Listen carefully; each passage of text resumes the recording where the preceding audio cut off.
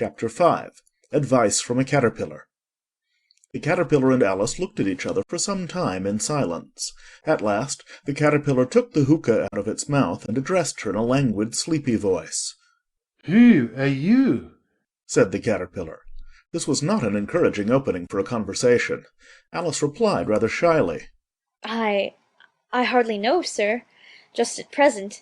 At least I know who I was when I got up this morning, but I think I must have been changed several times since then." "What do you mean by that?" said the Caterpillar sternly. "Explain yourself." "I can't explain myself, I'm afraid, sir, said Alice. because I'm not myself, you see." "I don't see," said the Caterpillar. "I'm afraid I can't put it more clearly, Alice replied very politely. for I can't understand it myself to begin with, and being so many different sizes in a day is very confusing." "It isn't," said the Caterpillar. "Well, perhaps you haven't found it so yet, said Alice. but when you have to turn into a chrysalis, you will some day, you know, and then after that into a butterfly, I should think you'll feel it a little queer, won't you?" "Not a bit," said the Caterpillar. "Well, perhaps your feelings may be different. said Alice. All I know is, it would feel very queer to me." "You? said the Caterpillar contemptuously.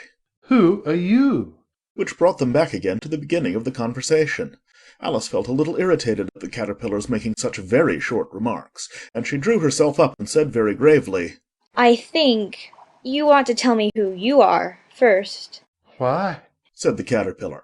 Here was another puzzling question, and as Alice could not think of any good reason, and as the Caterpillar seemed to be in a very unpleasant state of mind, she turned away. "Come back," the Caterpillar called after her. "I've something important to say." This sounded promising, certainly. Alice turned and came back again. "Keep your temper," said the Caterpillar. "Is that all?" said Alice, swallowing down her anger as well as she could. "No," said the Caterpillar. Alice thought she might as well wait, as she had nothing else to do, and perhaps after all it might tell her something worth hearing. For some minutes it puffed away without speaking, but at last it unfolded its arms, took the hookah out of its mouth again, and said, "So you think you're changed, do you?" "I'm afraid I am, sir. said Alice. I can't remember things as I used, and I don't keep the same size for 10 minutes together." "Can't remember what things?" said the Caterpillar. "Well, I've tried to say, 'How doth the little busy bee,' but it all came different." Alice replied in a very melancholy voice. "Repeat. You are old, Father William," said the Caterpillar. Alice folded her hands and began. "You are old, Father William," the young man said, "and your hair has become very white, and yet you incessantly stand on your head. Do you think, at your age, it is right?" "In my youth," Father William replied to his son, "I feared it might injure the brain. But now that I'm perfectly sure I have none, why, I do it again and again." "You are old," said the youth, "as I mentioned before, and have grown most uncommonly fat. Yet you turned a back somersault in at the door. Pray, what is the reason of that?"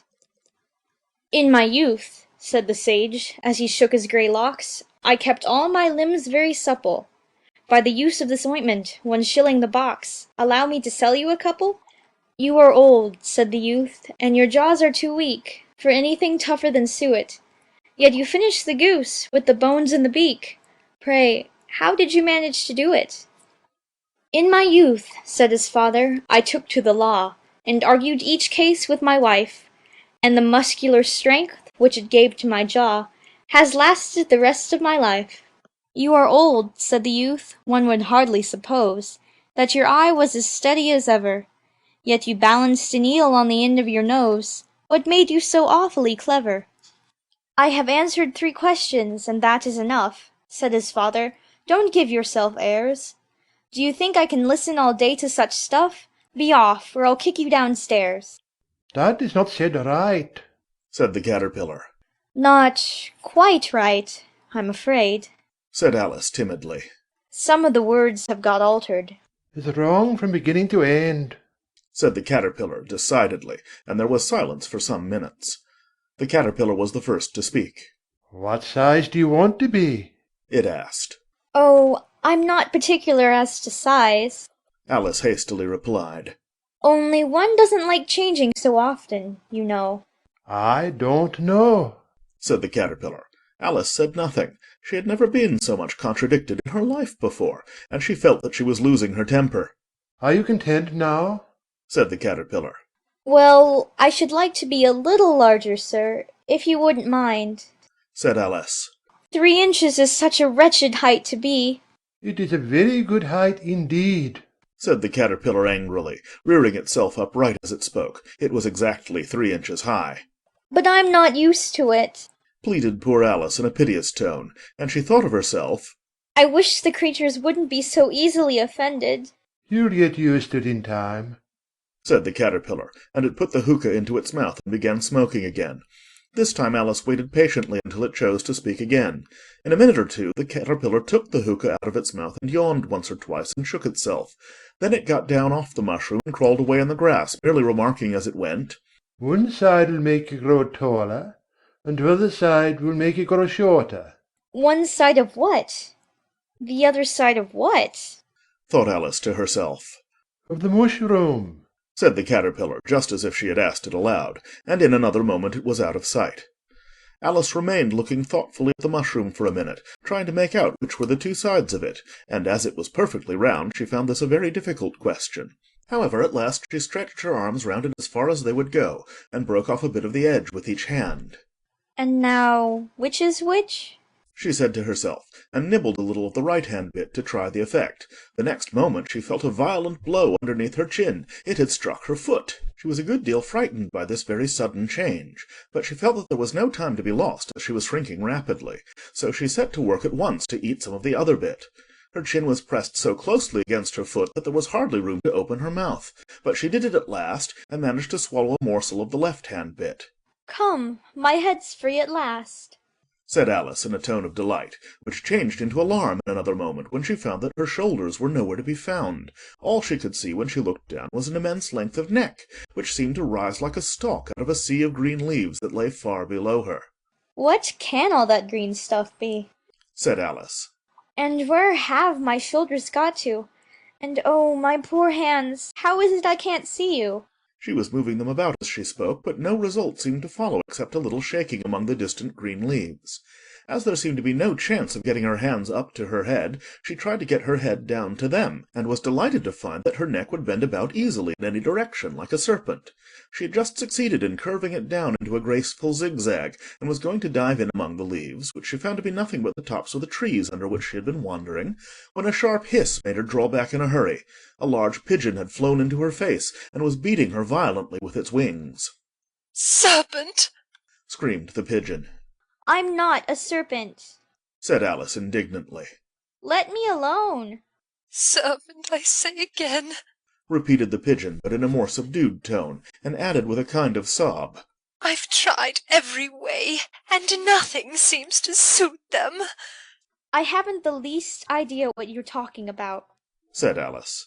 "I've tried the roots of trees, and I've tried banks, and I've tried hedges, The pigeon went on without attending to her. but those serpents, there's no pleasing them." Alice was more and more puzzled, but she thought there was no use in saying anything more till the pigeon had finished. "As if it wasn't trouble enough hatching the eggs. Said the pigeon. But I must be on the lookout for serpents night and day. Why, I haven't had a wink of sleep these 3 weeks." I'm very sorry you've been annoyed. Said Alice, who was beginning to see its meaning. "And just as I'd taken the highest tree in the wood, Continued the pigeon, raising its voice to a shriek. and just as I was thinking I should be free of them at last, they must needs come wriggling down from the sky. Oh, serpent!" But I'm not a serpent, I tell you. Said Alice. I'm a... "Well, what are you?" Said the pigeon. "I can see you're trying to invent something." I'm a little girl. Said Alice, rather doubtfully, as she remembered the number of changes she had gone through that day. "A likely story indeed." Said the pigeon in a tone of the deepest contempt. I've seen a good many little girls in my time, but never one with such a neck as that.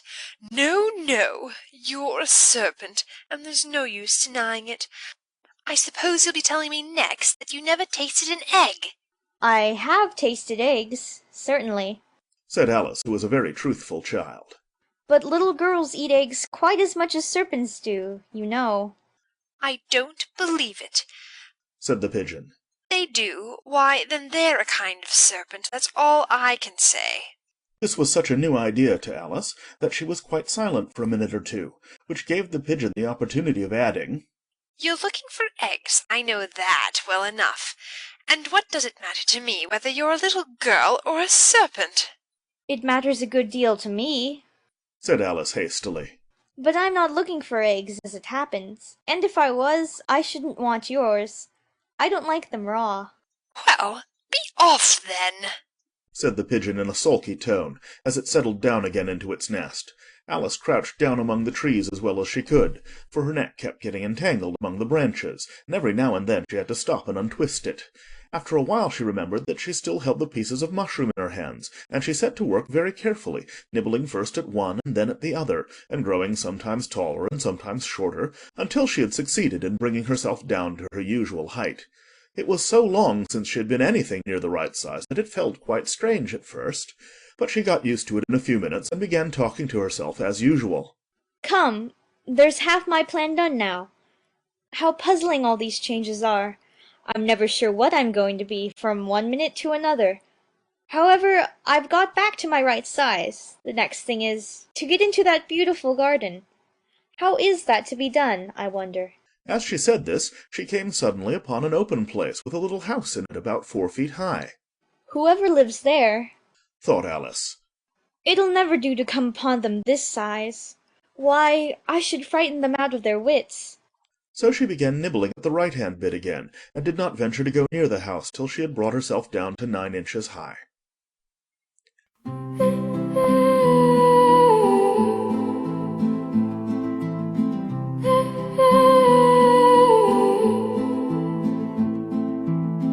I saw a rabbit running fast, with a little coat and a golden glass. He said I'm late and ran away, so I followed him without delay. Down, down, down the rabbit hole, into a land I can't control. Up is down and big is small. In Wonderland I've seen it all.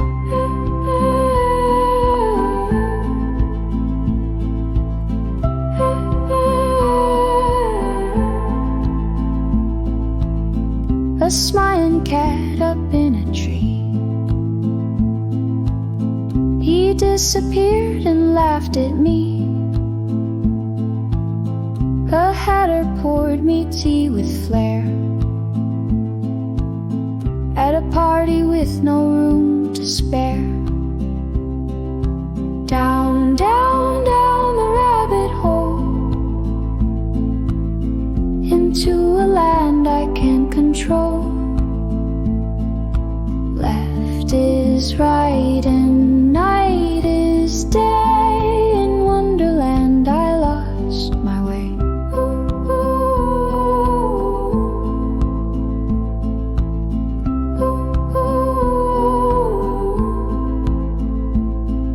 ooh. Cards that walk and flowers that talk, a queen who shouts off with her head. But I just smiled, took a breath and woke up safe back in my bed.